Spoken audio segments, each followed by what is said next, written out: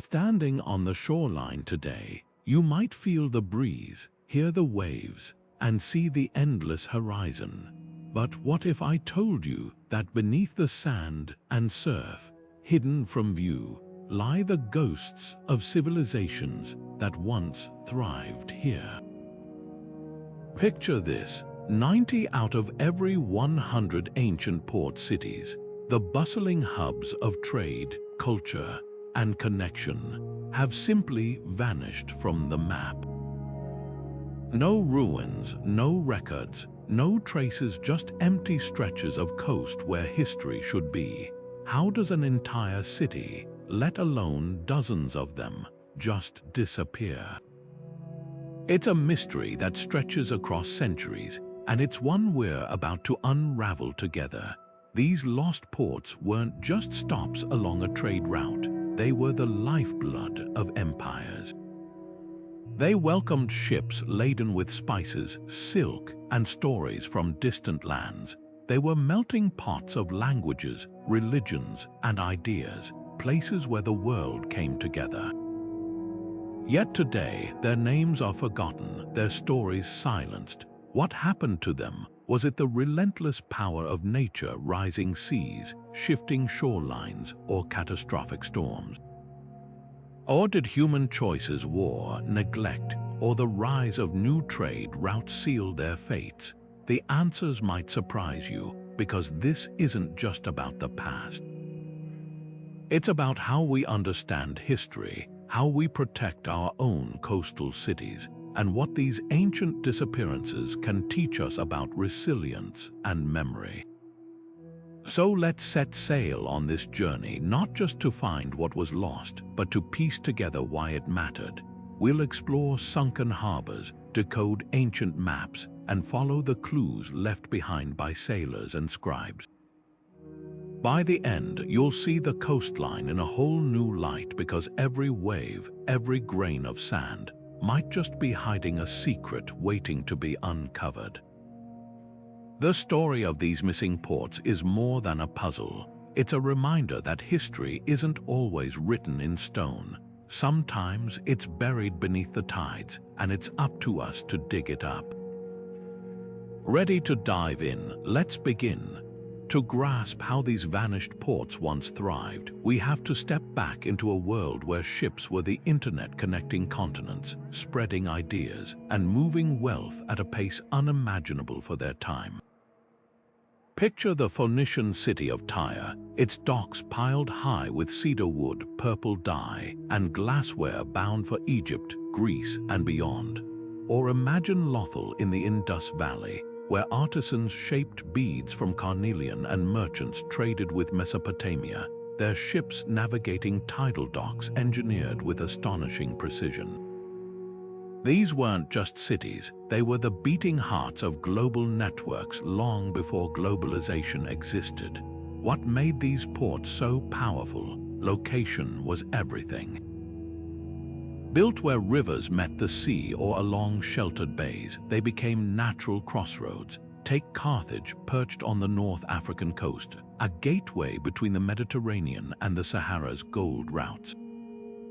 Or Alexandria, with its legendary lighthouse guiding ships laden with papyrus, grain, and spices from the east. Control a major port, and you controlled the flow of knowledge, wealth, and even military power.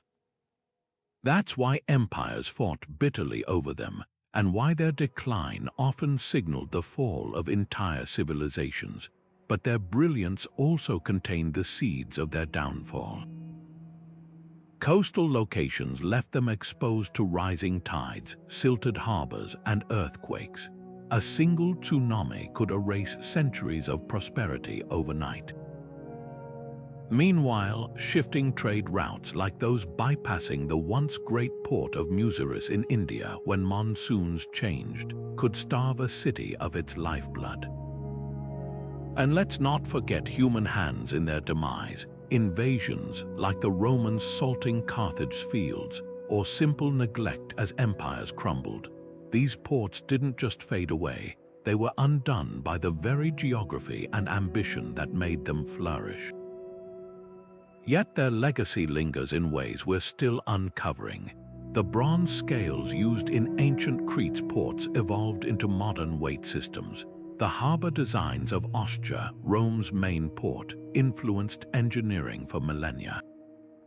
Even today, when archaeologists dredge up a Phoenician anchor or a shard of Ming Dynasty porcelain from a forgotten seabed, it's a reminder these cities were once so vital that their absence isn't just a historical hiccup, it's a gaping hole in the story of us. The mystery isn't just where they went, but how we forgot them in the first place. The sea has always been both a giver and a taker of life, and nowhere is that duality more stark than in the fate of vanished ports. Imagine a thriving harbor one day, bustling with merchants and sailors, and the next swallowed whole by the waves.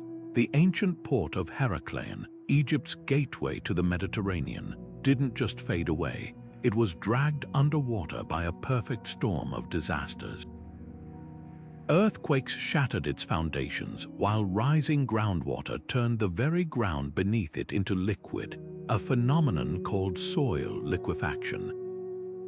Within centuries, the city that once welcomed Greek traders and pharaonic fleets became a myth.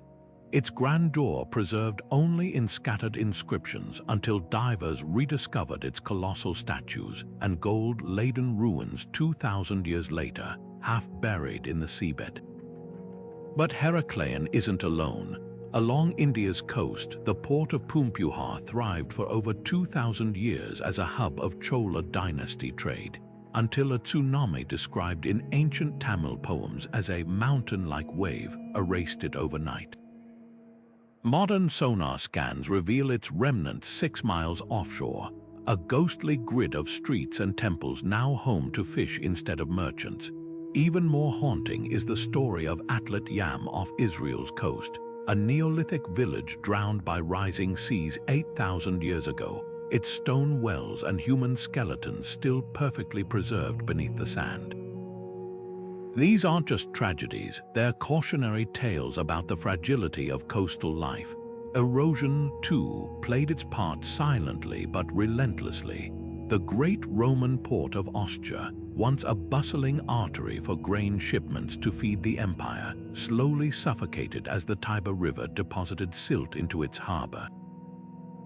Without constant dredging, a task neglected as Rome's power waned, the docks became marshes, then farmland, and finally ruins miles from the modern coastline. Similarly, Malaysia's lost city of Kedah Tua, a vital stop on the spice trade, saw its river channels clog with sediment, stranding ships and starving the economy. Nature didn't always strike with a cataclysm. Sometimes it simply turned its back, leaving harbors to wither like abandoned orchards. What's startling is how these ancient disasters mirror threats we face today. Venice, founded 1,500 years ago, now battles the same rising waters that drowned Heraclion, while modern ports like Miami invest billions to hold back the sea, just as the Minones once built elaborate breakwaters to shield their harbors. The difference: we have the benefit of hindsight, yet we're repeating history. Ancient engineers lacked our technology, but they understood the sea's power. Their ruins are more than archaeological curiosities. They're mile markers on humanity's long, losing battle against the tides. And here's the twist: some of these lost ports might still be hiding in plain sight. Off the coast of Gujarat, fishermen still drag up medieval pottery in their nets, hinting at the possible location of the legendary port of Bharuch, swallowed by shifting rivers. In the Philippines, locals whisper that the ruins of Maay, a gold-rich kingdom mentioned in Chinese scrolls, lie beneath the mangrove swamps of Mindoro. The earth doesn't just erase, it conceals, waiting for the right moment to reveal its secrets. Every storm, every shift of the sand could be the clue that finally unlocks another piece of this ancient puzzle. Trade routes were the lifeblood of ancient ports, but like rivers, they could change course without warning, leaving once busy harbors stranded in economic deserts. Take the legendary city of Palmyra, a glittering oasis in the Syrian desert that grew fat on Silk Road caravans carrying Chinese silk and Roman glass. For centuries, its merchants grew wealthy playing middleman between empires until sailors discovered how to harness monsoon winds, allowing ships to bypass overland routes entirely. Almost overnight, Palmyra's markets emptied, its grand colonnades fell silent, and the sands slowly reclaimed what commerce had built. This wasn't just about geography, it was a revolution in technology. The invention of the lateen sail, that iconic triangular rigging, meant ships could now tack against the wind, opening direct sea routes between Rome and India. Ports like Berenice in Egypt, which had prospered as a transfer point for camel caravans, suddenly found themselves as unnecessary as a ferry crossing after a bridge is built. Even more dramatic was the rise of deep draft ships during the Age of Exploration, which could carry 10 times the cargo of ancient vessels. When these behemoths started bypassing shallow coastal harbors for deep water ports like Lisbon and Antwerp, entire maritime networks collapsed like dominoes. Then there were the commodities that made and broke cities. Consider Musaris in India, where Roman traders once jostled to buy pepper so valuable it was weighed like gold. When the Black Death ravaged Europe in the 14th century, demand for luxury spices cratered, and Musaris withered away. Centuries later, archaeologists would find its exact location by tracing Roman coins and amphorae scattered in Kerala's riverbeds, a ghostly trail of what economists now call demand shock. But here's the twist: some ports didn't just fade, they were deliberately abandoned. When the Spanish conquered the Americas, they rerouted entire trade networks to serve colonial interests. The Maya port of Cerros, a bustling hub for jade and obsidian, was left to the jungle when the Spanish preferred loading ships at Veracruz. Similar fates befell African ports like Raptor, described by Greco-Roman geographers as a hive of tortoiseshell and ivory trade, until Arab traders shifted operations to Zanzibar. What's haunting is how quickly prosperity could unravel. In Constantinople, the Byzantine Empire's golden harbor of Theodosius silted up gradually, but its death knell came suddenly in 1254, when Venetian merchants, tired of Byzantine taxes, relocated their entire operation to the Crimean port of Kaffa. Within decades, the harbor that had fed an empire became a mosquito-ridden backwater. These stories reveal a hard truth: ancient globalization was just as precarious as our own. One innovation, one political decision, even one bad harvest could collapse an entire network, leaving behind empty docks and unanswered questions. Yet in their ruins we find eerie parallels to today. The rise of container shipping in the 20th century emptied historic ports like London's Docklands, just as monsoon winds once emptied Palmyra. And as we debate supply chain vulnerabilities and trade wars, the bones of these lost ports whisper a warning: no city, no matter how wealthy, is immune to the tides of change. The difference is we can read their stories in the sand if we're willing to look. Beneath the shimmering surface of the Mediterranean, just off the coast of southern Greece, lies Pavlopetri, a city frozen in time beneath 15 feet of water. Its cobbled streets, courtyard homes, and even graves have remained untouched for 5,000 years, a ghostly blueprint of Bronze Age life. Unlike ruins on land, which weather and crumble, submerged cities like this one are often preserved with eerie perfection. The same waters that swallowed them became their protectors, sealing artifacts in a watery vault safe from looters and erosion. Archaeologists diving here found pottery still stacked as if waiting for market day, loom weights hinting at textile workshops, and cargo from distant lands, proof this wasn't just a village, but a thriving port woven into a vast maritime network. What makes these underwater sites so extraordinary is their silence. There's no later settlement built atop them, no medieval church repurposing their stones. The port of Aulis on Crete, for example, sank so gradually that its residents simply moved inland, leaving behind a labyrinth of foundations now visited only by octopuses and snorkelers. In Egypt's Abukia Bay, the ruins of Canopus reveal a different story. After an earthquake sent sections of the city sliding into the sea in the 8th century, survivors salvaged what they could, leaving behind a jigsaw puzzle of half-collapsed walls and toppled statues. These aren't just ruins, they're snapshots of catastrophe paused mid-moment. Yet studying them is like assembling a mosaic while wearing gloves. Underwater archaeology demands patience and cutting-edge tech. Side-scan sonar maps contours invisible to the naked eye, while 3D photogrammetry stitches thousands of seabed photos into precise digital models.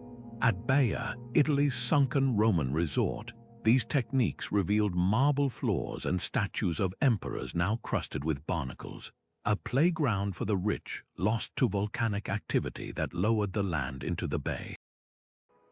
Every artifact recovered, whether a Phoenician anchor or a Ming Dynasty teacup, carries traces of saltwater chemistry that can reveal not just age, but the very conditions that doomed these places. The most tantalizing finds, though, are the ones that rewrite history. Off India's Tamil Nadu coast, divers discovered a 9,000-year-old settlement with structures eerily similar to descriptions in ancient Sangam literature, proof that oral traditions might hold kernels of truth. Similarly, the Yonaguni monument near Japan, with its stepped terraces and sharp angles, sparks debate.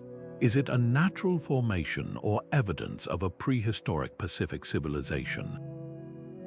Each discovery chips away at the notion that these ports simply vanished. They didn't disappear, they transformed, their stories waiting in the silt for those willing to listen. What's heartbreaking is how much remains out of reach. The port of Sybaris, famed in antiquity for its wealth, lies buried under layers of river sediment in southern Italy, accessible only through costly core sampling. Others, like Cambodia's lost maritime cities near the Mekong Delta, are shielded by murky waters and monsoon currents, but every fragment recovered, whether a sailor's sandal or a ship's ledger scratched onto clay, whispers the same truth: the sea didn't just take these cities. It kept them, and in their silent halls the past isn't gone, it's just waiting. Human ambition has always burned brightest where land meets sea, but that same fire could reduce greatness to ashes in the blink of an eye. Few forces erased port cities as thoroughly as war. Imagine Carthage in 146 BC, its harbor choked with Roman warships after a 3-year siege. The once mighty capital of Punic trade, where merchants haggled over Spanish silver and African ivory, was methodically dismantled. Roman soldiers didn't just sack the city, they plowed salt into its fields, ensuring nothing would ever grow again. The message was clear: some ports weren't meant to be rebuilt. Tyre met a similarly brutal fate. Alexander the Great denied entry to this island fortress during his conquests, ordered his army to build a causeway out of its rubble, literally using the city's own stones as a bridge to destroy it. The siege was so catastrophic that ancient writers described the sea itself turning red with blood. Tyre's workshops, where artisans once dyed fabric in coveted Phoenician purple, became underwater ruins within generations. What's chilling is how calculated these acts were. Conquerors understood that ports were more than cities. They were control panels for entire economies. Silence the harbor and you silenced a civilization. Not all destruction came from foreign armies. Sometimes ports fell victim to internal strife.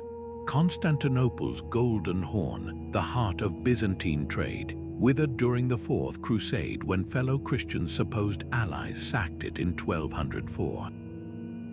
The fires set by Venetian forces consumed libraries, markets, and centuries of maritime records. Without its port, the empire became a shadow, proving that even the mightiest hubs could collapse from within. Then there were the wars of attrition blockades that starved ports into irrelevance. During the Napoleonic era, the British Navy's chokehold on French harbors like Marseille strangled commerce so thoroughly that merchants abandoned the docks. Centuries earlier, the Mongols employed the same tactic against China's Song dynasty, systematically dismantling its coastal defenses until bustling ports like Quanzhou became ghost towns. These weren't just battles, they were deliberate unravelings of entire networks. Yet amidst the rubble, survivors often carried fragments of their lost cities forward. When the Portuguese bombarded Calicut in India in 1500, its pepper traders simply shifted operations to Cochin, taking their knowledge and connections with them. The port died, but its spirit migrated. Similarly, after the Dutch burned English settlements in 17th century Amboina, survivors relocated to Banten, weaving old trade routes into new maps. Destruction wasn't always an ending sometimes, it forced rebirth in unexpected places. What's haunting is how these ancient power plays echo today. Modern sanctions targeting seaports from Basra to Sevastopol follow the same logic. Choke the harbor and you choke the nation. The difference is, we now have satellite images of abandoned docks where once there were riots of color and sound. These ruins remind us that ports don't just disappear, they're often murdered. And the culprit isn't just time or tide, but the human hand clenched into a fist. Rivers are the quiet assassins of ancient ports, not with sudden violence, but with a slow, suffocating embrace. Take Ephesus, where ships from across the Mediterranean once docked beside grand temples. Today, its harbor lies buried under 6 miles of silt, the relentless work of the Cayster River patiently pushing the sea backward year after year. Imagine standing on what was once a bustling waterfront, now a sun-baked plain where goats graze between marble columns. This wasn't an anomaly, it was a death sentence written in sediment, repeated down coastlines and centuries. The mechanics of this burial were deceptively simple. Every flood carried sand and clay downstream, depositing them in calm harbor waters. Over time, these particles settled into thick layers, shallowing the docks until even fishing boats scraped bottom. The Roman port of Ostia fought this with dredging crews, an ancient version of today's harbor maintenance, but when empires weakened, the dredging stopped. Within generations, Ostia's wharves were landlocked, its warehouses stranded like beached whales. Some rivers didn't just bury ports, they erased them completely. The ancient city of Suraf on Iran's coast thrived as a pearl trading hub until the nearby river shifted course, starving its harbor of freshwater and silting its anchorages. By the time Arab geographers wrote of its glory, Suraf was already half submerged, its fate sealed by something as mundane as a changing riverbed. Even more dramatic was the fate of Pisa's medieval port, which succumbed to the Arno River's sediment. What's left today, a grassy field called Marina di Pisa, ironically nowhere near the sea. Yet nature wasn't the only culprit. Human hands often accelerated the process. Deforestation upriver, like the cedar cutting that denuded Lebanon's mountains, unleashed torrents of soil into Phoenician harbors. In medieval Bruges, engineers diverted canals for irrigation, unintentionally choking their own city's lifeline. The once great port where Venetian galleys once unloaded spices became a sleepy town of picturesque canals, its maritime might remembered only in frescoes. What's haunting is how these silty graves preserve time capsules. When archaeologists drilled into the mud around Ephesus, they found ship timbers, bronze hooks, and even fruit seeds, snapshots of daily life frozen mid-action. At Myos Hormos on the Red Sea, wind-blown sand did what water did elsewhere, burying papyrus records so perfectly that modern researchers could still read customs manifests 2,000 years later. The very force that destroyed these ports became their accidental archivist. Today's engineers face the same battle with modern tools. Shanghai's massive Yongshan port, built on artificial islands, fights sedimentation with dredgers that suck up enough sand each year to fill a football stadium 30 stories high. But as sea levels rise and storms intensify, the ghosts of Ephesus and Ostia whisper a warning. You can hold back the river but never stop watching it. Because the difference between a thriving port and a relic isn't just geography, it's vigilance. Climate shifts didn't start with smokestacks and exhaust pipes. They've been rewriting coastlines since long before the Industrial Age. Take the mysterious collapse of Bronze Age civilizations around 1200 BC, when a perfect storm of drought, famine, and migration brought empires to their knees. Ports like Ugarit in Syria, once buzzing with trade in copper and cedar, became ghost towns as harvests failed and desperate refugees overwhelmed their docks. Tree rings from that era tell a grim story. 300 straight years of withering dryness, a mega-drought that turned fertile coasts into dust bowls. The sea didn't swallow these cities, the sky starved them out, but drought was just one actor in this ancient climate drama. In the Indus Valley, where the port city of Lothal thrived for centuries, monsoon patterns suddenly shifted around 1900 BC. Streets designed for seasonal floods found themselves perpetually underwater, while once reliable trade winds grew erratic. Archaeologists found Lothal's docks abandoned with cargo still stacked, as if merchants had fled mid-deal. Meanwhile, in the Mediterranean, Minoan ports like Commodities faced a different threat: volcanic winter. When Thera erupted around 1600 BC, ash blotted out the sun for years, chilling the seas and disrupting the currents their ships relied on.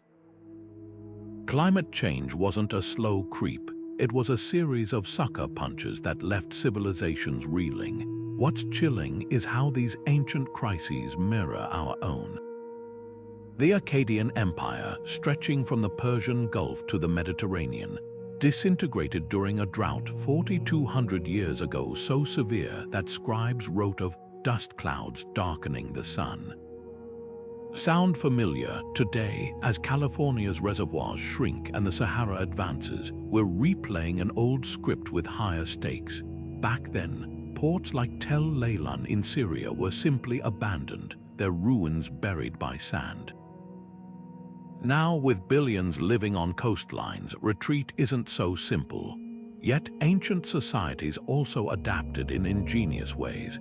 When rising seas threatened Vietnam's Oc Eo port in the Mekong Delta, engineers built houses on stilts and dug canals to manage floods, techniques still used there today. The Phoenicians, facing deforestation-induced erosion, switched from massive galleys to agile ships that could navigate shallower harbors. These weren't just survival tactics, they were reinventions, proving that resilience isn't about resisting change, but riding its waves. The lesson hidden in these ruins isn't just about vulnerability, it's about memory. When the Maya port of Saros was abandoned due to shifting rain patterns, its knowledge didn't vanish. Traders carried their understanding of currents and storm seasons to new hubs like Chelum. Today, as fishermen in Gujarat still navigate by stars their ancestors used, we're reminded that climate doesn't just destroy, it disperses. The real tragedy isn't losing cities, it's forgetting what they taught us. As we face our own rising tides, these ancient voices whisper a warning. Adapt or disappear, but whatever you do, don't ignore the clouds on the horizon. The hunt for vanished ports has entered a new era where technology acts as both time machine and treasure map. Gone are the days when archaeologists relied solely on trowels and guesswork. Now, They deploy magnetometers that detect buried walls from the air and submersibles equipped with lasers to map seafloors inch by inch. Off the coast of Croatia, researchers recently used multispectral imaging to spot the outline of a Roman harbor beneath a modern marina, its shape invisible to the naked eye but glowing clearly under infrared light. These tools don't just find lost cities, they reveal the invisible fingerprints of human ambition left on the landscape. Satellites have become unexpected allies in this search. By analyzing minute variations in vegetation growth, a technique called crop mark archaeology, scientists identified the buried foundations of Portus, ancient Rome's main harbor, now lying miles inland. The same method uncovered canals in Cambodia's Mekong Delta that once connected Angkor to the sea, proving the Khmer Empire's reach was far more maritime than previously thought. Even declassified Cold War spy satellite photos have proven invaluable, capturing coastlines before modern development erased subtle traces of ancient docks and breakwaters. Underwater, the breakthroughs are even more astonishing. Autonomous drones equipped with sonar discovered a sprawling Neolithic village beneath the Black Sea, its wooden houses preserved in oxygen-deprived waters for over 7,000 years.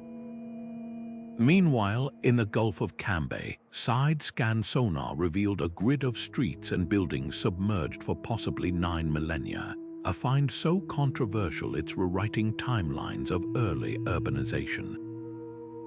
The ocean floor, once an impenetrable mystery, is now a vast archive waiting to be decoded. Yet for every success, there are countless dead ends and frustrations. The legendary port of Thonis Heracleion took decades to locate because the Nile's shifting delta had buried it under 30 feet of sediment. Similarly, the search for Tawalisi, a Southeast Asian kingdom mentioned by Ibn Battuta, has stalled because rising seas may have erased its coastline entirely. Technology can only do so much when nature has spent centuries obscuring its tracks. What's thrilling is how these discoveries reshape our understanding of connectivity in the ancient world. When divers found Roman coins in a Sri Lankan port, it confirmed long-suspected trade routes across the Indian Ocean. A single shipwreck near Indonesia, packed with Middle Eastern glass and Chinese ceramics, proved that 9th-century trade networks spanned half the globe. Each artifact is a pixel in a growing mosaic, revealing how these lost ports were the glue holding civilizations together. But here's the twist: sometimes the best tools are the oldest ones. In Turkey, a shepherd's chance remark about odd stones on his land led to the rediscovery of the Hittite port of Ura. In India, palm leaf manuscripts describing monsoon winds helped pinpoint the location of Muziris. Technology may provide the eyes, but human curiosity, whether from ancient scribes or modern fishermen, remains the compass guiding us to these forgotten shores. The next great discovery might not come from a satellite, but from a child picking up a strangely shaped rock on a beach, unaware they're holding a piece of history. The engineering marvels of ancient ports weren't just functional, they were borderline miraculous. Take the Roman harbor of Caesarea Maritima, where builders poured concrete that hardened underwater, creating breakwaters so durable they still deflect waves 2,000 years later. The secret, volcanic ash from Mount Vesuvius, mixed with lime and seawater to trigger a chemical reaction modern scientists only decoded in 2014. This wasn't just construction, it was alchemy, turning simple ingredients into structures that outlasted empires. Yet the full recipe vanished with the fall of Rome, leaving modern engineers scrambling to reverse engineer a material that could revolutionize seawalls today. Equally baffling are the tidal docks of Lothal in the Indus Valley, built 4,500 years ago with a system of locks and channels so precise they could handle 13-foot tidal swings, all without modern instruments. Archaeologists found grooves in the dock walls that likely held adjustable wooden gates, allowing merchants to stabilize water levels regardless of the moon's pull. This wasn't guesswork, it was hydrodynamics mastered centuries before the word existed. The real mystery, why this technology didn't spread. Unlike Roman concrete, Lothal's tidal wisdom seems to have died with its builders, leaving later ports to reinvent the wheel, or in this case, the floodgate. Then there's the case of Alexandria's legendary lighthouse, where mirrors, possibly polished bronze or glass, reportedly projected beams visible 30 miles out to sea. Ancient texts describe its light as unnaturally steady, hinting at some form of magnification or fuel system we've yet to fully understand. Modern experiments suggest curved mirrors could have achieved this effect, but the lighthouse's collapse in the 14th century robbed us of physical evidence. It's a frustrating pattern, flashes of brilliance preserved in fragments, like pages torn from an engineering manual. What's tantalizing is how these lost techniques could solve modern problems. The Phoenicians built artificial harbors using submerged stone mounds that dissipated wave energy, a concept now being revived in living breakwater projects to protect coral reefs. In China, researchers are studying Song Dynasty shipwrecks to understand how their flexible hull designs absorbed storm impacts better than rigid modern vessels. Even the Mayas raised field agriculture, which prevented soil erosion in coastal farms, is inspiring flood-resistant crop systems today. The tragedy isn't just that this knowledge was lost, it's that we're only now grasping its value. When Dutch engineers recently recreated a medieval sand engine technique, letting natural currents reshape coastlines, they were unknowingly echoing methods used in medieval Malacca. Meanwhile, Venice's most flood barriers struggle with issues the Byzantines solved in Constantinople's seawalls 1,500 years ago using floating booms to deflect debris before it clogged gates. History isn't just a curiosity, it's a toolbox we've barely opened. Perhaps the most humbling lesson lies in how these ancient builders worked with nature rather than against it. The Nabateans carved Petra's water channels to follow natural fault lines, while Sri Lanka's ancient ports used coral reefs as natural wave barriers.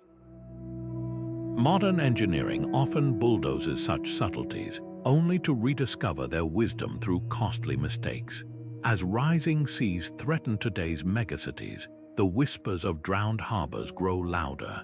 The solutions we seek might not be ahead of us, but beneath our feet, hidden in the silt of forgotten shores. The Minones didn't just build ports, they designed them like living organisms, perfectly adapted to the pulse of the Mediterranean. On Crete's northern coast, the harbor of Commodities reveals a sophistication that still baffles engineers. 3 massive stone piers, each precisely angled to deflect winter storms, sheltered ships carrying obsidian from Egypt and ivory from Syria. The layout wasn't random. Recent sonar scans show the Minones positioned breakwaters to harness natural currents, creating a self-cleaning harbor where silt never accumulated. This wasn't just docking space, it was maritime ballet choreographed in stone. Yet for all their brilliance, the Minones' ports began vanishing long before Thera's eruption buried Akrotiri. Along Crete's eastern shores, settlements like Zakros show signs of sudden abandonment, storage jars still packed with saffron, workshops half-carved with unfinished seals. No ash layers, no tsunami debris, just silence. Some archaeologists believe these ports fell victim to a slower disaster, a tectonic nightmare called coastal subsidence. The same geological forces that built Crete's mountains were silently pulling its coastline underwater, inch by relentless inch. At Mochlos, an island that was once connected to Crete by a narrow causeway, divers found paved roads sloping straight into the abyss, as if the earth simply opened its jaws. Thera's eruption in 1600 B, Sea delivered the knockout blow, but not in the way you might think. While the volcano's pyroclastic flows smothered nearby harbors like Amnisos, the real damage came from the aftermath. Tsunamis 6 stories high ravaged Crete's northern ports, but the lingering poison was microscopic volcanic ash that choked crops for a decade.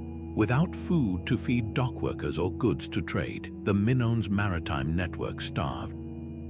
At Kydonia, modern Chania's predecessor, archaeologists uncovered warehouses filled with untouched linear tablets shipping manifests for cargo that never arrived. Here's where the mystery deepens. Some Minoan ports didn't just collapse, they transformed. Phaistos, once a coastal power, became a landlocked hilltop town as silt pushed the shoreline miles away. Others, like Gurnia, were repurposed by Mycenaean invaders who lacked the Minoans' nautical genius. The new rulers bricked up sea gates, turning docks into storage rooms, a physical metaphor for a civilization forgetting its soul. The most tantalizing clues lie beneath the waves. Off Dire Island, fishermen's nets keep snagging on Minoan amphorae, hinting at a sunken harbor yet to be mapped. Even more provocative are the Ancora stones, found near Sarah volcanic rocks drilled with holes, likely used as primitive anchors. Their distribution suggests ships were moored where there's now open water, tracing a coastline that slipped beneath the sea. What's haunting is how these losses reverberate today. The Minoans' fate mirrors modern ports battling rising seas, Venice's flooding, Miami's erosion. Their story warns that even the mightiest maritime cultures aren't immune to nature's whims, but it also offers hope. At Commos, after the thorough disaster, someone rebuilt. The new piers were cruder, the pottery less refined, but the ships kept coming. Resilience, it seems, is the one harbor no disaster can erase. The maritime Silk Road was the ocean's answer to the caravan routes that crossed deserts and mountains, a liquid highway where porcelain, spices, and ideas flowed between continents. While we've all heard of overland stops like Samarkand or Kashgar, the ports that fueled this watery network are far more mysterious. Take Guangzhou in southern China, where Arab traders once marveled at towering warehouses stacked with Tang dynasty ceramics bound for Baghdad. Or the Swahili coast's Kilwa, whose gold-lined harbor attracted merchants from as far as Persia and India. These weren't just docks, they were cultural crossroads where languages blended like monsoon currents, and a single ship's manifest could list cargo from a dozen kingdoms. Yet today, many of these ports exist only as whispers in old ledgers or faint scars on the landscape. In Sumatra, the once bustling harbor of Srivijaya, a powerhouse of the 7th century, is now a sleepy riverbank where fishermen occasionally dredge up gold coins stamped with Sanskrit script. Historians believe this city controlled the Malacca Strait like a toll booth, taxing every ship that passed between the Indian Ocean and the South China Sea. But when Chinese merchants began sailing directly to India, bypassing Srivijaya entirely, its influence drained away like water through a sieve. The jungle reclaimed its palaces, leaving behind only the occasional stone pillar carved with curses against pirates. The real shock is how quickly these hubs could vanish. On Oman's coast, the port of Sohar was so wealthy in the 9th century that locals claimed its streets were paved with onyx. By the 12th century, shifting trade winds and the rise of Hormuz reduced it to a village. Today, archaeologists sifting through its ruins find porcelain shards with Arabic graffiti, notes scribbled by homesick sailors counting the days until they could return to Canton. These fragments tell a story not of sudden collapse, but of slow suffocation as commerce found new channels. Some disappearances defy easy explanation. The port of Rapta, described by Greco-Roman geographers as the southernmost trading post in Africa, has eluded discovery for centuries. Was it near modern Dar es Salaam, or further south where Mozambique's Bantu-speaking fishermen still use boat designs that match ancient descriptions? The answer matters because Rapta wasn't just a port. It was the pivot point between two worlds where African ivory met Indonesian cinnamon under the gaze of Indian middlemen.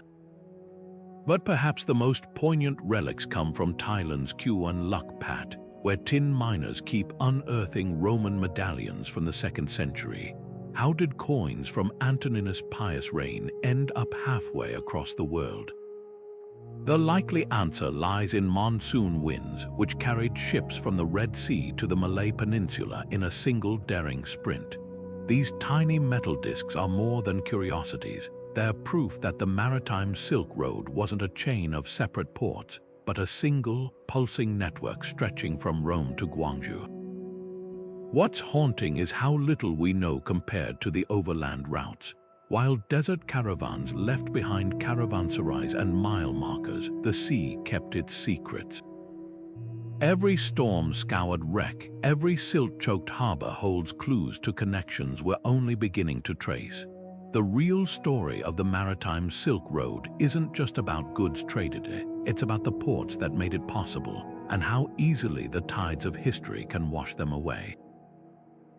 The Indus Valley civilization didn't just build cities, it engineered them for a world in constant motion, where rivers were highways and the sea was a gateway to unimaginable wealth.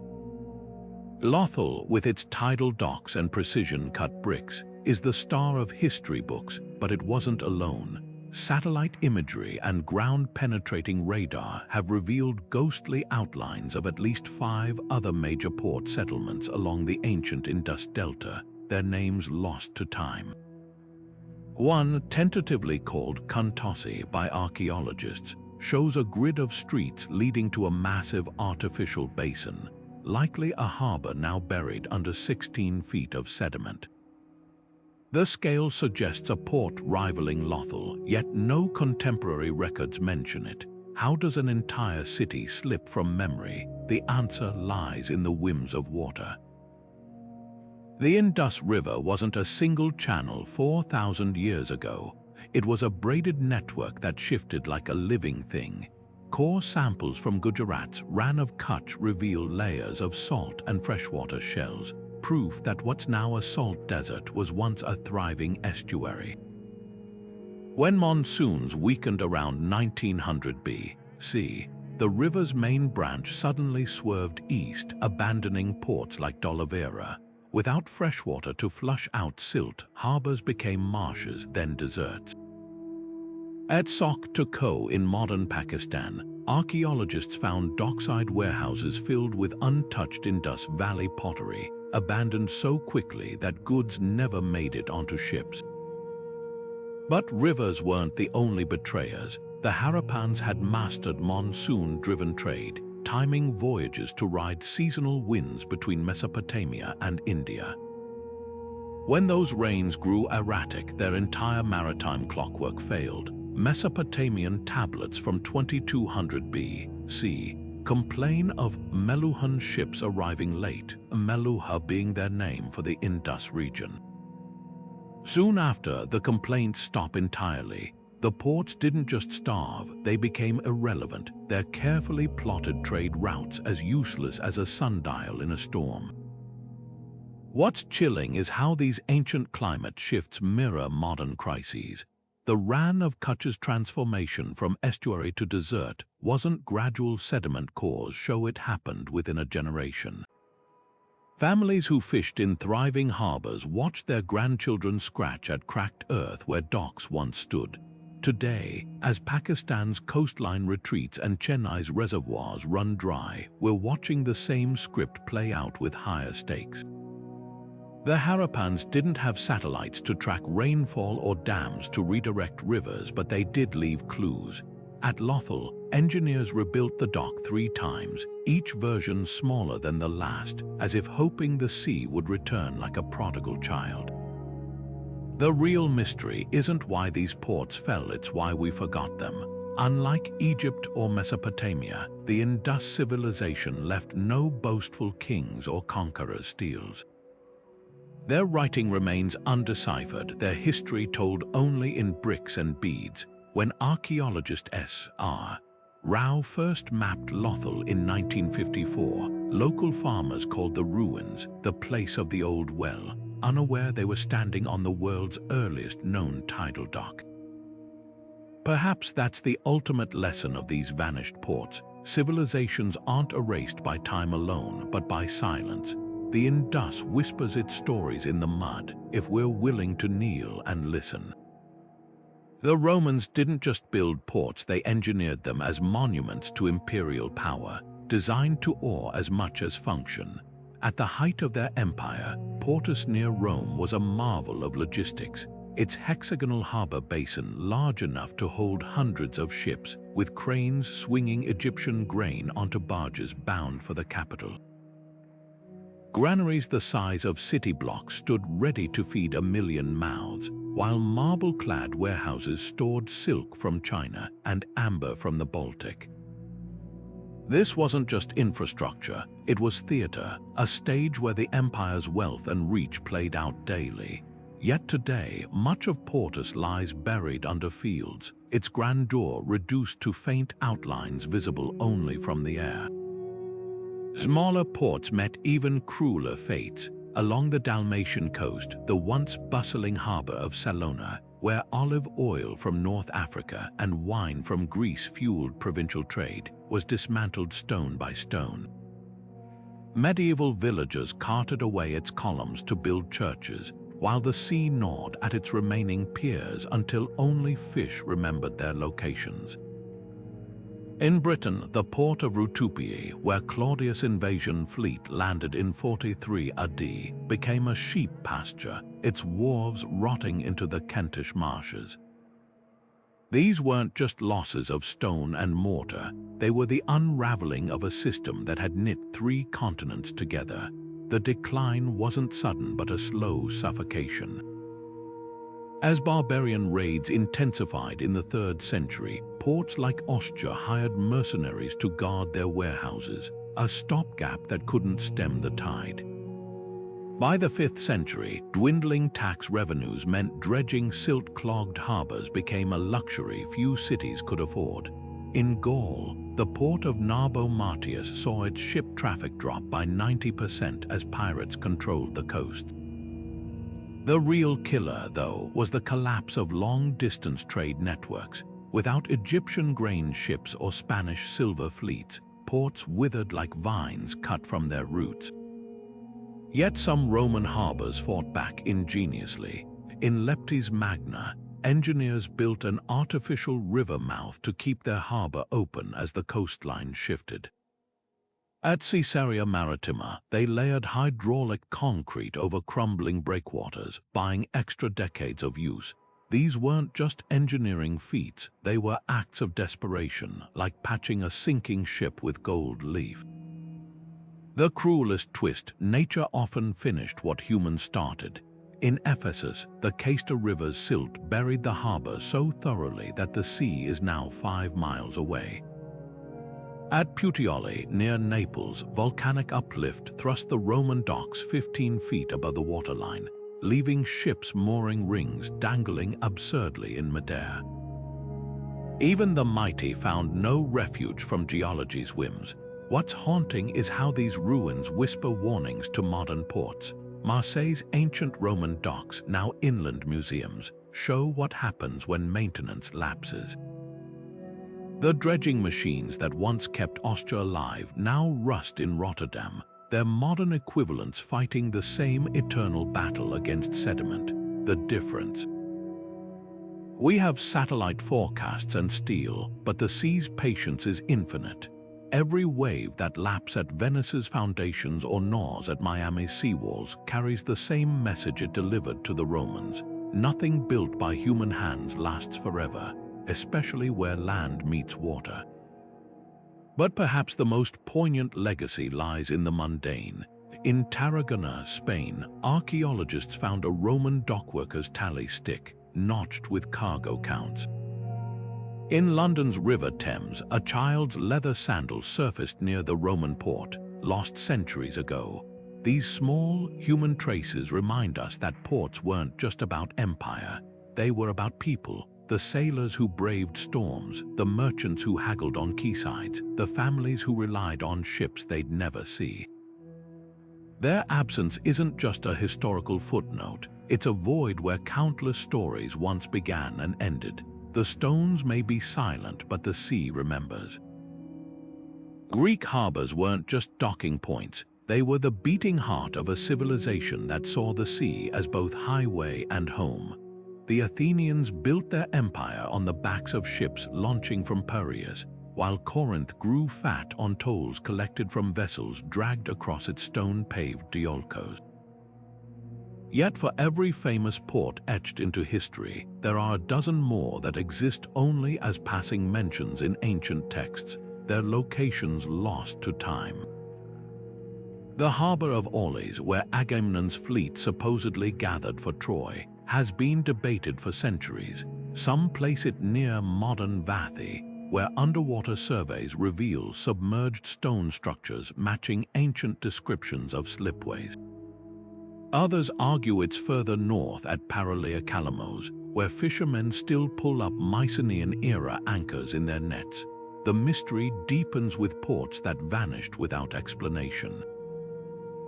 Helike, a prosperous city on the Gulf of Corinth, was famously swallowed by the sea during an earthquake in 373 BC.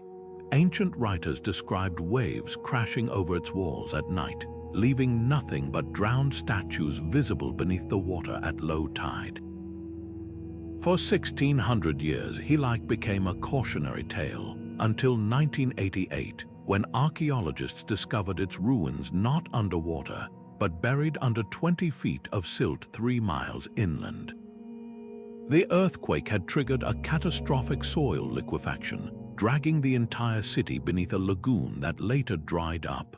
Then there's the case of Pharos, the island harbor off Alexandria that gave its name to lighthouses worldwide. Before the famous lighthouse was built, Herodotus described it as a bustling port with artificial breakwaters, yet modern scans show no trace of these structures. The likely culprit, a series of tsunamis between the 1st and 4th centuries that rearranged the coastline like a child kicking over sandcastles. Similar fates befell ports along Crete's southern coast, where the Minones established way stations for African trade. At Commodities, archaeologists found evidence of 3 separate harbors built atop each other, each abandoned as tectonic shifts lifted the shoreline like a slow-motion elevator. What's fascinating is how these disappearances warped our understanding of Greek trade networks.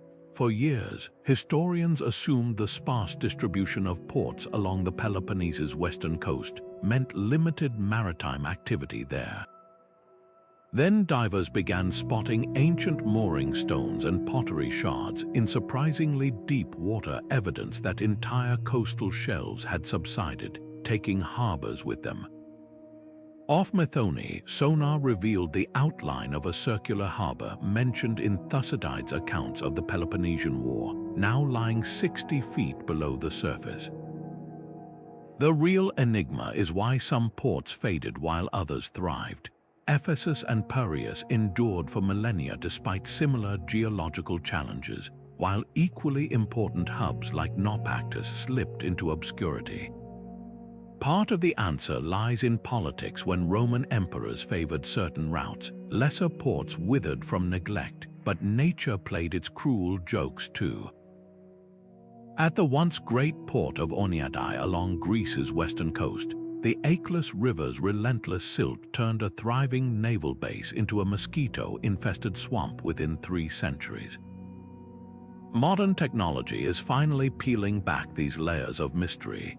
In 2019, a team using muon tomography, a technique that images structures through solid rock, detected hidden chambers beneath the cliffs of Jutheo, possibly the remains of Sparta's long-lost naval dockyards. Meanwhile, isotopic analysis of pottery from uncertain locations can now trace clay sources to specific coastal regions, acting as breadcrumbs leading back to vanished harbors. Perhaps the most poignant discovery came from tiny delos, where archaeologists mapping underwater ruins realized they'd been misreading ancient texts for centuries. What scholars assumed were poetic descriptions of floating harbors turned out to be literal. The Greeks had built entire dock systems on wooden pontoons anchored to the seafloor, leaving no permanent trace when they rotted away. It's a humbling reminder that sometimes the past isn't lost. We've just been looking for the wrong kind of ruins. The Phoenicians didn't just build ports, they crafted illusions, their harbors appearing and vanishing like mirages along the Mediterranean coast. While their reputation as master traders echoes through history, their physical footprint remains frustratingly elusive. Unlike the Romans with their indestructible concrete or the Egyptians with their monumental stone quays, the Phoenicians favored wood, a material that rotted away centuries ago, leaving behind only cryptic clues. At Tyre and Sidon, their most famous hubs, modern dredging has revealed timber pilings and ceramic shards, but the grand docks described in Assyrian conquest records are nowhere to be found. It's as if the sea swallowed their secrets whole. Their genius lay in adaptability. Rather than fighting nature, they worked with it, choosing sites where natural coves provided shelter without needing massive breakwaters. At Pumpuyah, off Sicily's coast, they built a causeway that submerged at high tide, a defensive trick that left no permanent trace. Even their famed purple dye workshops, which stained the stones of Sidon a telltale crimson, were often constructed on temporary platforms over tidal flats. When the Persians or Greeks attacked, the Phoenicians could dismantle entire districts overnight, leaving invaders puzzled by the emptiness where bustling ports once stood. This wasn't just practicality, it was a form of economic warfare, keeping rivals guessing about the true locations of their trade networks. The mystery deepens with their colonial ports. Carthage's circular naval harbor is well documented, but what of the hundreds of way stations they established from Cyprus to Cadiz? Spanish fishermen near Ibiza still haul up Phoenician amphorae in their nets, hinting at submerged docks beneath the waves. Meanwhile, in Lebanon, satellite imaging has detected unnatural straight lines beneath coastal sediments at Batraun, possibly the ghostly outlines of slipways mentioned in Ugaritic texts. The most tantalizing clue comes from a 4th century BC shipwreck near Malta, its cargo manifest listing goods from Kishon's second harbor, a place modern maps don't record. Why does this matter? Because the Phoenicians weren't just merchants, they were the internet of the ancient world, transmitting ideas from Babylon to Britain. Their lost ports are missing chapters in the story of the alphabet, glassmaking, and celestial navigation. Every timber fragment or lead anchor stock found off Sardinia's coast rewrites our understanding of how far their influence reached. Their greatest trick wasn't building harbors, it was making them disappear, ensuring their dominance lived on in legend long after their ships turned to dust. Now, underwater archaeologists face a race against time.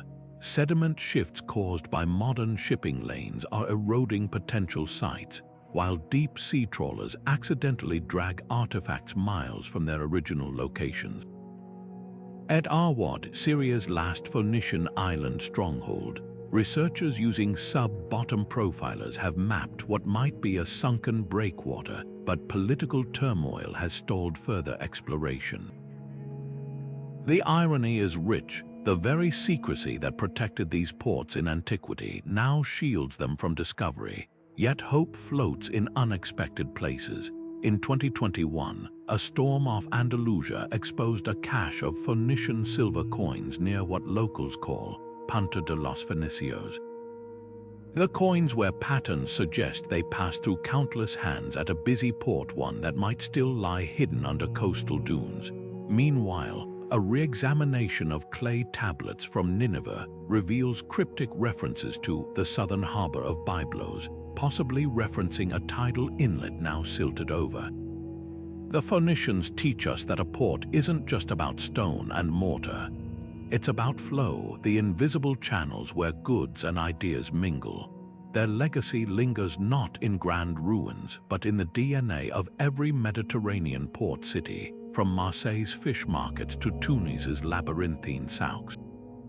To find their lost harbors, we might need to stop looking for walls and start listening for whispers in the waves, the echoes of a people who mastered the art of vanishing. Egypt's Red Sea coast hides one of history's great vanishing acts, entire ports that once funneled African gold, Arabian incense, and Indian spices into the pharaoh's treasuries, now erased from the landscape. While the Nile's harbors like Alexandria and Thebes dominate our imaginations, it was these Red Sea hubs that connected Egypt to the mythic land of Punt and the riches of the East. The port of Berenice, founded by Ptolemy Roman II in the 3rd century BC, was once a forest of masts, its docks stacked with ivory and tortoiseshell from Somalia, pearls from the Persian Gulf, and silk that had traveled farther than most sailors dared to dream. Today, a scattering of pottery shards in the wind-scoured desert, miles from the modern shoreline.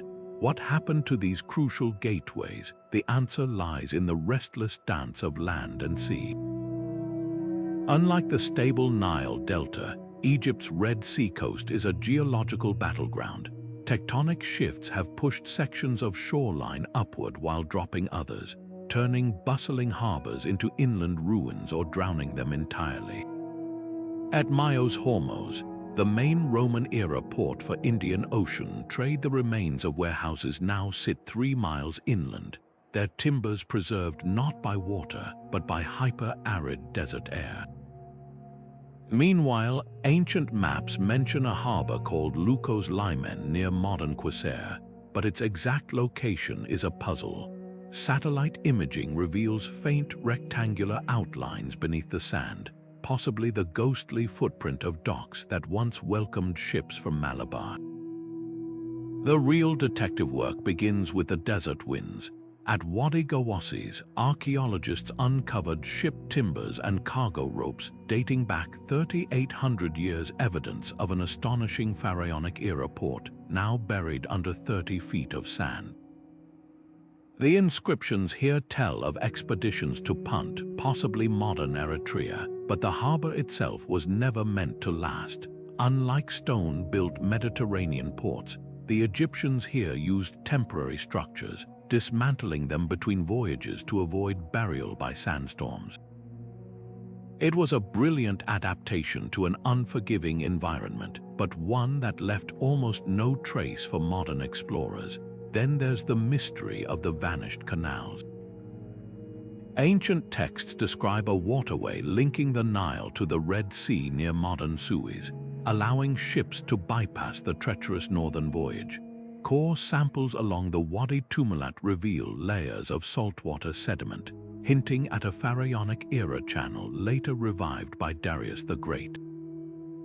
But pinpointing its exact path is like tracking a serpent through sand. Every dig seems to uncover a new segment, while the overall design remains elusive. The latest clue, a Ptolemaic-era receipt for 4,000 laborers dredging the Eastern Canal, found on a papyrus scrap in a Cairo museum storeroom. The most tantalizing finds come from beneath the waves. Off the coast of Safaga, divers have spotted stone anchors and amphorae piled in unnatural formations, potential evidence of the lost port of Philotras, mentioned in Greek geographer Strabo's writings. The challenge is distinguishing natural rock formations from man-made structures in waters where coral grows aggressively over everything. Advanced sonar mapping now suggests a semicircular pattern that could be breakwaters, but the Red Sea's strong currents make excavation a nightmare. What's heartbreaking is how much we know was lost. Temple reliefs at Deir el-Bahri depict vast heaps of trees and live baboons unloaded at these ports, while tax records from Roman Berenice list duties paid on everything from Arabian onyx to Chinese cinnamon. These weren't just trading posts, they were sensory explosions where the scent of frankincense mixed with the shouts of Bactrian camel drivers and the clatter of Indian silver scales. Yet their very impermanence holds a lesson. The Egyptians who built these ports understood something modern engineers often forget. Sometimes fighting nature is futile. Their temporary structures at Wadi Gawassis, their willingness to abandon Myos Hormos when the shoreline shifted, these weren't signs of weakness, but of profound adaptability. As we search for their lost harbors, we're not just uncovering stones and shards. We're rediscovering an ancient wisdom about living lightly on the land and knowing when to let the sands reclaim what was never meant to last. Ports were always the front lines of disease, crowded, connected, and impossible to quarantine. When the plague of Justinian erupted in 541 AD, it didn't just kill people, it erased entire harbors from the map. Constantinople's Theodosian port, where grain ships from Alexandria fed the Byzantine Empire, became a charnel house. Workers collapsed mid-shift on the docks, their bodies piling up faster than they could be burned. Within months, the harbor's workforce was gone, its warehouses looted by desperate survivors. But the real tragedy unfolded in smaller ports like Pelusium at the Nile Delta, once a thriving gateway to the east. When the plague wiped out its tax collectors and sailors, the bureaucratic machinery of trade ground to a halt. Ships bypassed its empty docks, and within a generation, the sea swallowed its abandoned quays. The mechanics of this collapse were brutally efficient. Ports relied on fragile chains of labor stevedores to unload cargo, scribes to record tariffs, guards to protect warehouses. Lose one link and the system faltered. In Marseille, 600 years later, the Black Death created a macabre domino effect. No dockworkers meant rotting cargo, which attracted rats, which spread more plague. The city's once busy Via port became a ghost town, its economy shifting inland to Aix-en-Provence. Similar fates befell Italian hubs like Ragusa, where quarantine laws invented in desperation couldn't stop merchants from fleeing to less infected shores. Some outbreaks left eerie archaeological footprints. At Portus Romae near Rome, archaeologists found mass graves of young men with musculature typical of manual laborers, a generation of dockworkers wiped out in weeks. In Alexandria's eastern harbor, sediment cores reveal a sudden drop in ship ballast stones around 542, coinciding with the plague's peak. The silence in the records is just as telling. Egyptian papyri from this period show tax revenues plunging 90% in ports along the Red Sea, their scribes either dead or too overwhelmed to keep accounts. Yet disease didn't just destroy, it redirected history. When the Black Death emptied Baltic ports like Visby, Hanseatic merchants shifted operations to Lübeck, reshaping Northern Europe's trade networks forever. In China, the plague-ravaged port of Quanzhou never regained its status as the emporium of the world, allowing upstart harbors like Guangzhou to dominate. These weren't just demographic shifts, they were tectonic realignments of power, all sparked by pathogens hitching rides on silk bales and grain sacks. The cruelest twist, some ports were doomed by their own success. The very innovations that made them thrive, dense housing for workers, intricate irrigation for drinking water, even the sewer systems that flushed waste into harbors became death traps. In Carthage, the Romans rebuilt circular naval harbor, designed to concentrate ships for defense, instead concentrated rats. At Ceylon's ancient port of Manti, wells dug to serve thirsty sailors became breeding grounds for waterborne parasites. The most connected places paid the highest price. Today, as cruise ships dock at Venice or container vessels queue outside Los Angeles, the lesson of these abandoned ports lingers like a foghorn in the night. Globalization has always been a game of Russian roulette with microbes. The difference is, we can now read the scars left by past outbreaks in the ruins of harbors that never recovered. When archaeologists in Crete unearthed a 14th century merchant's ledger from Candia harbor, its final entry was a half-written list of spices, cut off mid-word as if the scribe had suddenly fallen ill. It's a reminder that the sea doesn't just erase cities. Sometimes it preserves their last breaths. Piracy wasn't just a threat to ancient ports, it was an existential crisis that could unravel centuries of prosperity in a matter of seasons. Take the bustling harbor of Ugarit in Syria, a linchpin of Bronze Age trade, where merchants dealt in Cypriot copper and Egyptian gold.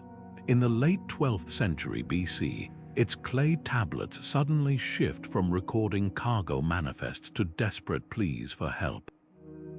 One letter addressed to the king of Elashia reads, "Our ships are burned, our villages plundered, the enemy is upon us."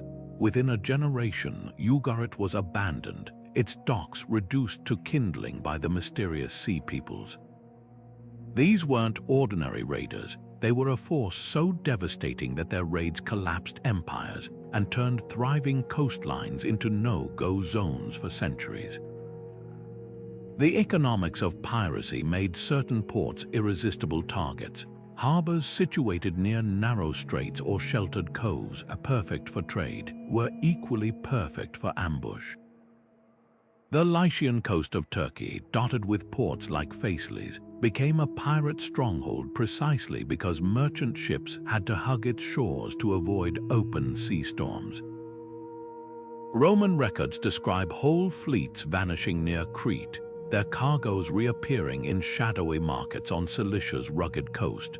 When Pompey finally cracked down on piracy in 67 BC, he found entire communities where women wove sails from stolen linen and children played with Greek coins like marbles.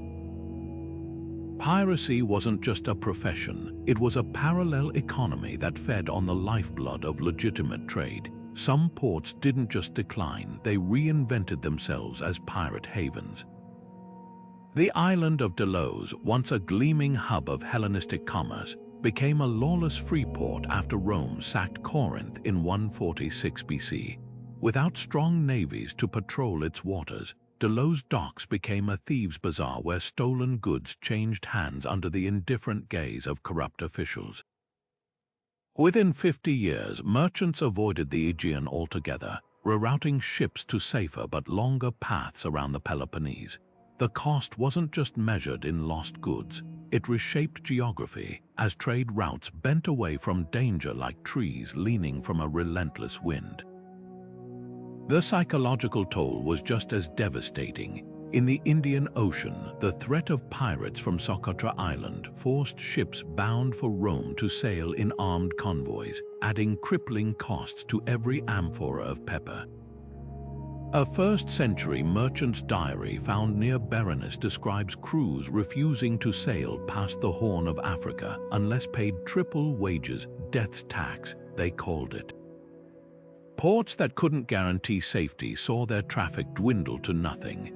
Along the Malabar coast, once busy harbors like Muziris built watchtowers and chains to barricade their river mouths at night, but the extra precautions only highlighted their vulnerability. What's haunting is how these ancient patterns echo today. The Somali pirate crisis of the 21st century didn't just threaten ships, it rerouted global trade, with insurers demanding premiums that made some ports untenable. History shows us that insecurity isn't just about stolen cargo. It's about the slow suffocation of trust. When merchants lose faith in a harbor's safety, they don't just take their goods elsewhere, they take the future with them, leaving behind empty docks and the ghosts of what might have been. Yet some ports fought back with ingenious defenses. Rhodes built its legendary colossus not just as a monument, but as a deterrent, a literal beacon of stability. The Phoenicians of Tyre dug secret underwater channels to flood the approaches to their harbor, trapping enemy ships in a labyrinth of submerged walls. Even the Vikings, often painted as raiders themselves, eventually established fortified trade hubs like Hedeby to protect commerce from their own kin. The lesson buried in these ruins is clear. The sea doesn't care who wins, only that the flow continues. Ports that adapted, whether through walls, diplomacy, or sheer ruthlessness, survived. Those that couldn't became cautionary tales, their names whispered in the logbooks of sailors who'd rather brave the open ocean than risk what lurked in sheltered coves. The real tragedy of piracy's toll lies in the stories we'll never hear. How many inventions, artworks, or ideas vanished when a single raid severed a trade route? How many ports might have grown into great cities if not for the constant shadow of raiders? The sea keeps those answers, just as it keeps the shattered hulls of ships that never made it to harbor, their cargoes now food for coral instead of civilizations.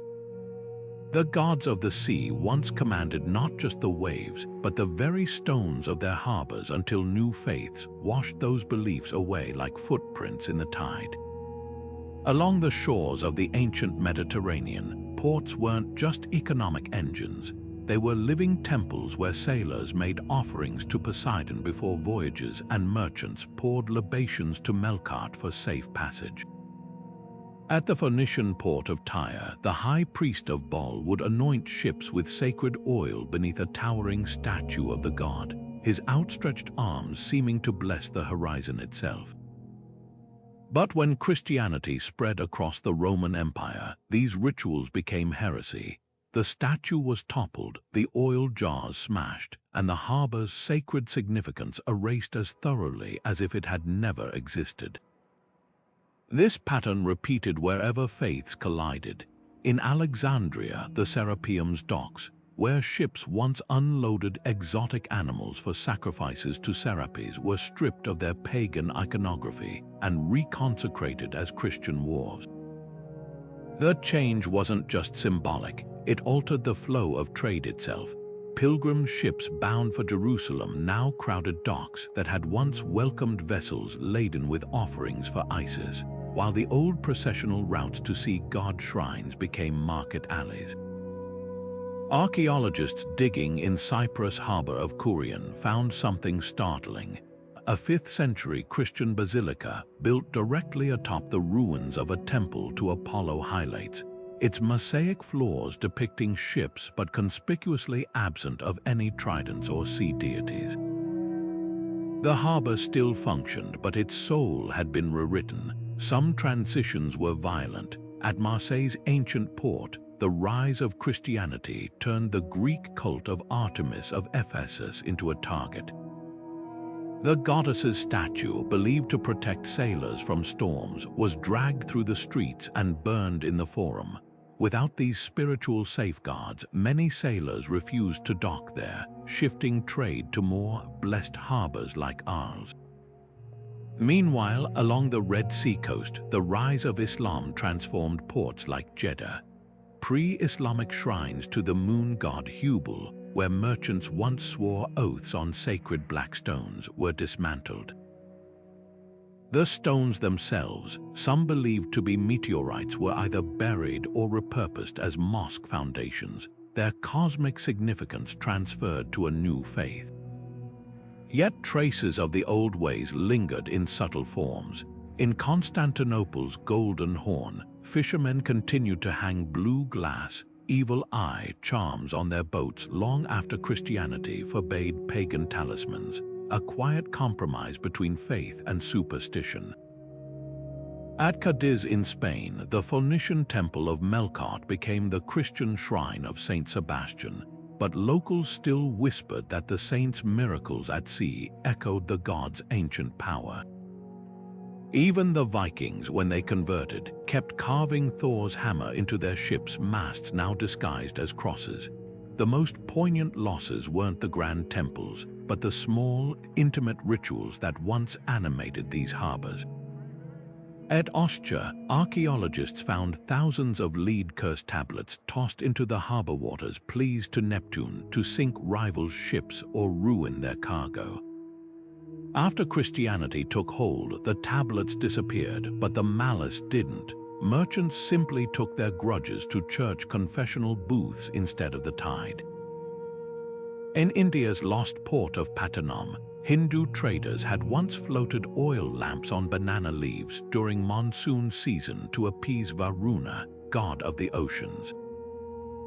When Muslim traders dominated the Malabar coast, the lamps vanished but the monsoons didn't, leaving sailors to face the storms without divine intermediaries.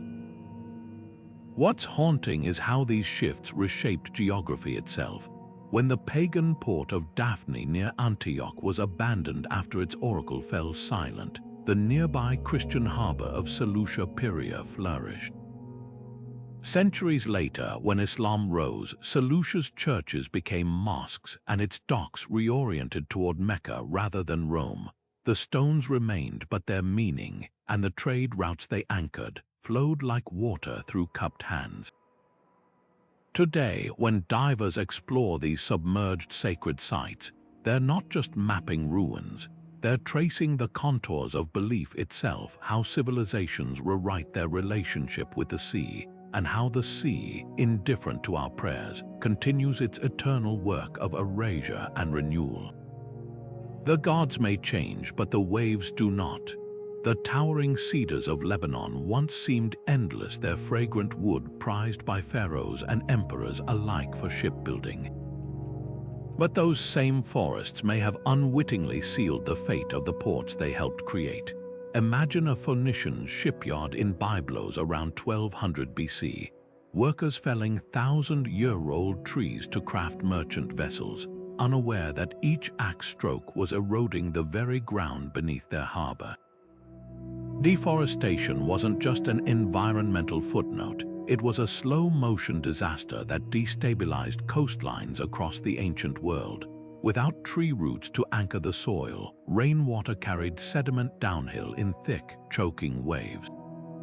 At Tyre, archaeologists found harbor sediments packed with clay and gravel that matched upstream erosion patterns, nature's receipt for centuries of unchecked logging.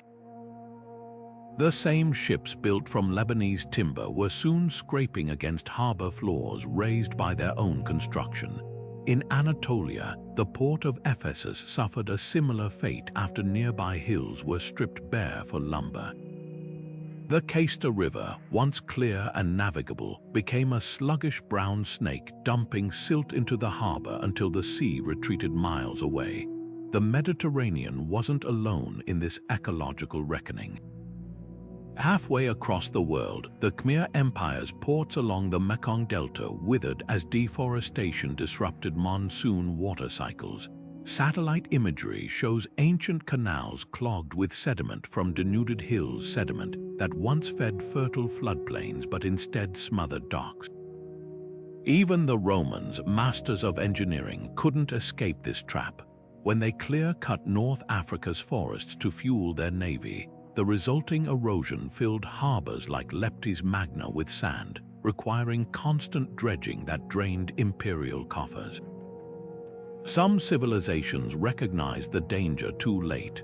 On Cyprus, inscriptions from Kishan begged priests to curb the woodcutters as their harbor shoaled. The Minones of Commos tried replanting pine groves, but young saplings couldn't match the water-retaining power of ancient forests. Meanwhile, in India, the Mauryan Empire instituted some of history's earliest conservation laws only for later rulers to ignore them, leading to the silting of critical ports like Tamralipti. The bitter irony, the very ships that made these ports wealthy accelerated their demise. A single trireme required over 2,000 mature oaks, and empires built thousands of them. Venice's arsenal alone consumed entire forests to maintain its fleet, while the Chinese treasure ships of Zheng, his voyages denuded swaths of Fujian's coastline. Each vessel launched was both a triumph of commerce and a nail in the harbor's coffin. Today, the lesson whispers from the ruins. Modern scans of Lebanon's coast reveal submerged Phoenician docks lying far offshore, their original locations now barren hills. At Carthage, core samples show harbor sediments abruptly shifting from clean sand to erosion runoff, exactly when historical records mention peak shipbuilding. These aren't coincidences, they're case studies in how civilizations can outpace their ecosystems. The ancients didn't have satellite surveys or climate models, but their abandoned ports stand as stark monuments to a truth we're still grappling with. No empire, no matter how mighty, can thrive by cutting down the pillars that hold up its world. Nomadic warriors thundering across the steppes might seem far removed from maritime trade, but their impact on coastal cities was devastatingly direct. When Attila the Hun's forces sacked Naissus in 444 AD, they didn't just burn buildings. They systematically demolished the Danube River port, tossing ballistae stones into the harbor to render it unnavigable. This wasn't random violence, it was a calculated strike against the urbanized world's lifeline. For nomads whose power came from horseback and open plains, ports symbolized everything alien: settled wealth, foreign influence, and the invisible threads of trade that bound empires together. The Mongols took this logic to its brutal extreme. When they besieged the Crimean port of Sudak in 1239, they didn't just loot its warehouses, they filled the harbor with the rubble of its own lighthouse, ensuring no ship could dock for generations. Similar fates befell Persian ports like Suraf and Kish, where Mongol horsemen, baffled by maritime technology, burned shipyards and executed navigators. A Persian chronicler wrote of survivors watching the smoke of 100 burning houses blot out the sun, their knowledge of monsoons and star navigation suddenly worthless. The irony, these same nomads would later rebuild ports like Kwanju under Kublai Khan, but only after realizing they couldn't tax trade routes that no longer existed. Not all destruction was so overt. Along the Black Sea coast, the Cumans practiced a subtler form of sabotage. Unable to capture fortified ports like Trebizond, they instead raided its hinterlands, burning crops and enslaving farmers. Without food to feed dockworkers or goods to export, the harbor withered like a vine cut at the roots. Venetian merchants' ledgers from this period show a chilling decline. Where once they recorded shipments of 50,000 bushels of grain, soon they were debating whether to send even a single galley. The psychological toll was equally corrosive. After repeated Pecheneg raids on Constantinople's suburbs in the 10th century, sailors refused to anchor there, fearing attacks while unloading. The Imperial Navy had to create an artificial island fortress just to reassure crews, a bandage on a wound that never fully healed. Meanwhile, in the Indian Ocean, the mere rumor of Turkic raiders could reroute entire trade networks. A single attack on Cambay in 1321 sent Gujarati merchants fleeing to Calicut, leaving behind a port that never regained its prominence. Yet some ports fought back with ingenious adaptations. At Kaffa in Crimea, Genos traders dug massive underground grain silos to survive nomadic sieges, while Rhodes knights built a floating boom across their harbor mouth to bar entry. The most resilient were those who turned nomads from enemies into customers, like the Crimean Goths, who sold horses to Venetian traders in exchange for harbor protection.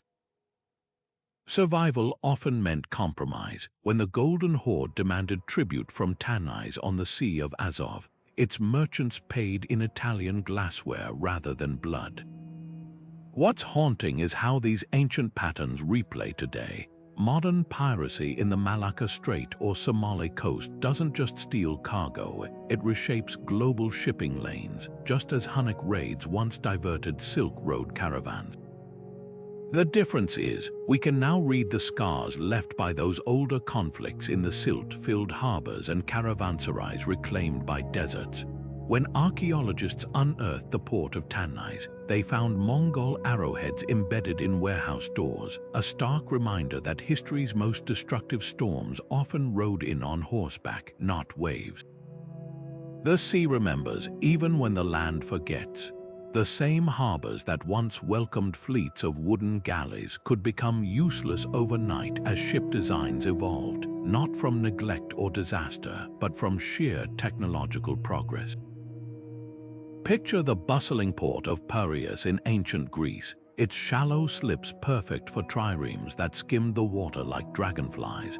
But when Rome's massive grain carriers arrived, deep-bellied ships needing 20 feet of draft, those same docks became obsolete. Crews watched helplessly as their vessels ran aground in what had been a thriving harbor just years before. This wasn't unique to the Mediterranean. Along China's Grand Canal, Tang Dynasty engineers had built intricate lock systems for flat-bottomed barges, only to watch helplessly when Ming-era treasure ships, towering like floating castles, could no longer squeeze through. The shift from oar to sail power alone stranded countless ports. Viking longship havens like Hedeby, designed for beaching on gentle slopes, became irrelevant when cogs and carracks needed deep-water quays. Archaeologists found Norse shipyards abandoned mid-construction, their half-carved hulls adapted for older, vanishing designs. Even more dramatic was the Mediterranean's transformation after lateen sails replaced square rigs. Suddenly, ports like Syracuse with their narrow entrances became death traps for the new, wider-rigged vessels. Harbor engineers scrambled to demolish ancient breakwaters, sometimes too late, as Genos records lament ships dashed against the very walls built to protect them. Some cities fought back with expensive renovations. Alexandria's famed lighthouse stood witness to a desperate two-century struggle as the Ptolemies dredged deeper channels and extended piers seaward. But for every success story like Ostia, where Claudius spent a fortune rebuilding the harbor to accommodate grain ships, there were a dozen ports like Leptis Magna, where silt outpaced imperial budgets. The cruelest twist, many updated harbors became obsolete again within generations. Constantinople's massive artificial harbor of Theodosius, completed in the 5th century, was nearly useless by the Crusades because Venetian merchant galleys had outgrown its dimensions. The Industrial Age accelerated this cycle exponentially. When steam replaced sail, ports that had thrived for a millennium, like England's Dartmouth, where the pilgrims embarked, were abandoned practically overnight. Their sheltered coves, perfect for waiting out winds, meant nothing to coal-burning ships that prized direct routes and deep berths. Even today, the pattern continues. Panama's original locks, engineering marvels in 1914, now sit nearly empty as post-Panamax vessels bypass them entirely. The lesson written in crumbling quaysides and weed-choked dry docks is clear in the race between technology and infrastructure. The sea always favors those who adapt. Yet hidden in these failures are flashes of brilliance. The Phoenicians built modular harbors with adjustable docks that could accommodate different ship types, a concept revived in modern floating piers. At Carthage, archaeologists found evidence of a dual-depth harbor, shallow for galleys, deep for freighters, and in a twist of historical irony, some obsolete features found new life centuries later. The very shallowness that doomed medieval Bruges made it perfect for modern pleasure boats, its antique docks now hosting tourists instead of spice merchants. The ghosts of abandoned ports whisper a reminder: obsolescence isn't an ending but an invitation to reinvent. What's haunting is how quickly knowledge could vanish. The Romans perfected hydraulic concrete for harbor construction, then lost the recipe for 1,000 years. Medieval shipwrights in the Indian Ocean knew how to tailor docks to monsoon seasons, techniques now decipherable only from ambiguous poetry. Each generation assumed its technology was eternal, only to watch the next render it as quaint as stone anchors.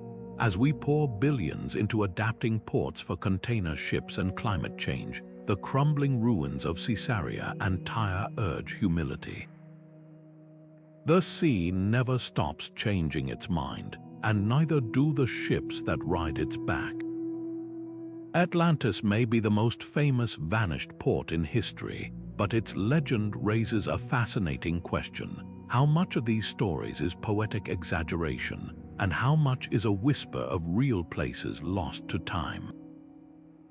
Plato's descriptions of circular harbor walls and towering statues align eerily with the Minoan ports of Santorini, buried under volcanic ash in 1600 BC. The same eruption that destroyed Akrotiri could have inspired tales of a civilization swallowed by the sea. Yet no single site matches Atlantis perfectly, suggesting it might be a composite, a storyteller's collage of real ports embellished over centuries. Take the biblical Tarshish, a place so wealthy its ships returned laden with silver and apes. For years, scholars debated whether it referred to Spain's Tartessos, Sardinia's silver mines, or even India. The confusion stems from how ancient writers often used poetic license, blending geography with metaphor. When Ezekiel describes Tarshish's merchants trading bright iron and kasha, he might be evoking the aura of far-flung trade hubs rather than pinpointing a single location. Archaeology complicates matters further. Tartessos in Spain shows evidence of Phoenician docks, but no silver hoards matching biblical scales. Could Tarshish simply have been a catch-all term for any prosperous western port beyond the horizon? Other mythical harbors exist in a hazy middle ground. The Chinese legend of Fusang, a land across the eastern sea with towering trees and strange customs, might describe early encounters with the Americas or Japan's cedar-rich coasts. Arab sailors spoke of Wak-Wak, an island where trees bore humanoid fruit, possibly inspired by Madagascar's exotic flora or even distant Polynesia. These tales aren't pure fiction. They're distorted reflections of real voyages warped by retelling. When a Roman historian like Pliny the Elder recounts ports where the sea boils at midnight, he's likely mixing sailors' accounts of geothermal vents with a dash of superstition. The challenge for modern researchers lies in separating cultural memory from wishful thinking. The Norse saga's Vinland, once dismissed as fantasy, was proven real by the discovery of Viking huts at Eland's Ox Meadows. Meanwhile, the Golden City of El Dorado shifted locations on maps for centuries, its legend outlasting countless failed expeditions. Ports face a unique problem. Unlike inland ruins, their remains often sink or scatter, leaving fewer clues. The Indian epic Mahabharata describes the port of Dwarka as a glittering metropolis reclaimed by the sea, a story long mocked until marine archaeologists found submerged walls and pottery off Gujarat's coast. Perhaps the most intriguing clues come from linguistic accidents. The Greek Erythraean Sea originally meant the Red Sea, but medieval mapmakers misapplied it to the Indian Ocean, sending explorers hunting for ports that never existed where they looked.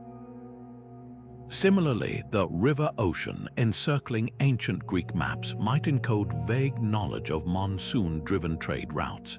These weren't lies, they were attempts to reconcile sketchy information with a world view where every myth held a kernel of truth. What these legendary ports share is their role as mirrors of human ambition. Whether it's Atlantis' doomed splendor or Tarshish's untouchable riches, they embody the eternal allure and peril of the sea's promise. Every generation projects its dreams onto the horizon, and sometimes those dreams leave shadows in the silt. The search for them isn't just about ruins, it's about understanding why we keep inventing these vanished havens and what they reveal about our own hunger for connection in an uncharted world. The crumbling stones of ancient harbors don't just belong to the past, they are urgent messages in a bottle washing up on our modern shores. Today, as Miami spends billions elevating roads and Venice tests its controversial flood barriers, these age-old stories of collapse and adaptation feel uncomfortably relevant. Take the parallels between ancient Heraclion and modern New Orleans. Both cities built below sea level, both dependent on intricate systems to hold back the water, and both facing the same brutal truth: nature always wins in the end. The Egyptians watched their grand harbor sink inch by inch from soil liquefaction. Now, Jakarta's skyscrapers tilt as the ground beneath them turns to slurry, sinking at a rate of 10 inches per year. What's chilling isn't just the repetition of disasters, but the repetition of mistakes.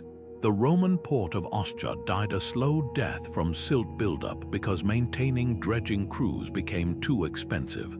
A lesson unheeded by modern cities like Shanghai, where maintaining deep shipping channels requires moving enough sediment annually to fill 3 Empire State Buildings. Meanwhile, the Minoan ports of Crete adapted to earthquakes by building flexible foundations, a technique Japan rediscovered only after the Kobe earthquake in 1995. History isn't just rhyming, it's screaming at us to pay attention. Economics amplifies these risks in eerily familiar ways. Just as medieval Bruges withered when its canal system fell into disrepair, modern ports like Norfolk, Virginia, face billion-dollar bills to raise their docks against rising sea costs that could drive shipping traffic to deeper harbors. The same vicious cycle that starved ancient Museris when trade routes shifted now threatens industrial hubs reliant on single commodities. Detroit's empty docks mirror the fate of Rome's portus when grain shipments from Egypt faltered. Both prove that no port, no matter how powerful, is immune to the tides of commerce. Yet some ancient solutions still shine. The Nabateans carved Petra's water channels to follow natural faults, a principle now inspiring living shoreline projects from the Netherlands to Louisiana. In Kerala, fishermen still use the same monsoon predicting stones their ancestors did at Museris, blending tradition with modern meteorology. Perhaps the most profound lesson lies in the Maya port of Serros, abandoned when rains failed, but whose survivors carried agricultural knowledge to Chelum, ensuring their culture's survival. Adaptation isn't about stubborn resistance, it's about knowing when to fold, when to fight, and when to carry the seeds of knowledge to higher ground. The sobering reality: we're repeating history with higher stakes. When the Bronze Age ports collapsed, the world population was a fraction of today's coastal megacities. A single failed harvest could doom ancient Ugarit, but our interconnected supply chains mean one major port's failure, like Shanghai or Rotterdam, could trigger global shortages. The difference now is we have the tools to read the warning signs: satellite data showing groundwater depletion, sediment cores revealing ancient flood patterns, and climate models predicting the next crisis. The ghosts of drowned harbors aren't just relics, they're the most experienced climate scientists we have. Their bones whisper the same truth: civilizations don't end because they ignore the waves. They end because they stop believing the waves will ever reach them. The mystery of the missing 90% of ancient port cities isn't just about forgotten stones beneath the waves. It's a mirror held up to our own fragile place in history. These vanished hubs were once the beating hearts of globalization, where fortunes were made, cultures collided, and empires rose or fell on the tides. Yet today, their absence whispers a humbling truth: no achievement, no matter how grand, is immune to the relentless forces of time. The ruins of Ostia, swallowed by silt, or the drowned streets of Heracleion, preserved like a ghostly snapshot, remind us that even the most prosperous civilizations are just one earthquake, one war, or one shifting trade route away from becoming footnotes. But there's another layer to this story, one of resilience. Every time archaeologists uncover a shipwreck laden with amphorae or map a submerged harbor grid, they're not just retrieving artifacts. They're resurrecting choices. The Minones who rebuilt their docks after tsunamis, the Phoenicians who adapted their harbors to outpace erosion, the merchants of Muziris who rerouted caravans when monsoons failed. These weren't passive victims of circumstance. They were problem solvers, improvising in the face of chaos. Their failures teach us, but their ingenuity inspires. Take the Roman engineers who designed Caesarea's hydraulic concrete, a material so advanced we've only recently decoded its secrets. Or the Indus Valley's tidal docks at Lothal, precision engineered millennia before modern physics. These weren't just ports, they were experiments in human collaboration with nature. The search for these lost cities is also a race against time.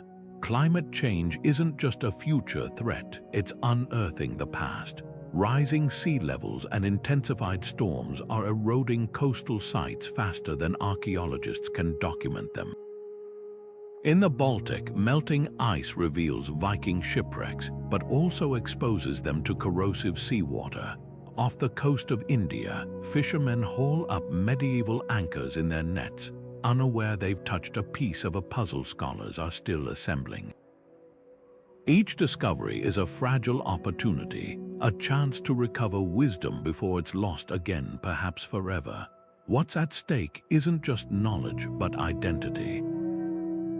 These ports were more than economic engines, they were crucibles of culture. The spices traded in Alexandria's docks, seasoned meals from Rome to Punjab. The glass-blowing techniques perfected in Tyre's workshops refract light in modern skyscrapers. Even the bureaucratic clay tablets of Ugarit, detailing tariffs and treaties, echo in today's customs forms. When we lose a port, we don't just lose a location, we lose a thread in the tapestry of human connection. Yet hope floats in unexpected ways. Citizen scientists combing satellite imagery have pinpointed potential sites from Morocco to Malaysia. Advances in DNA analysis let us trace the origins of a single olive pit found in a sunken galley, revealing trade routes invisible to the naked eye. And sometimes the past resurfaces literally, like the Neolithic canoes unearthed in a drought-stricken Berlin riverbed, proof that waterways have always been lifelines. The lesson of these vanished ports isn't despair, it's clarity. They show us that civilizations thrive not by conquering nature, but by dancing with it. The harbors that endured longest were those that listened to the sea, adapting rather than resisting. As we face our own rising tides, both literal and metaphorical, their ghosts offer a choice: repeat their mistakes or learn from their creativity. The next chapter of this story hasn't been written yet. It's waiting in the coastal cities we inhabit today, in the docks where container ships unload under the same stars that guided Phoenician navigators. The sea hasn't changed, but we still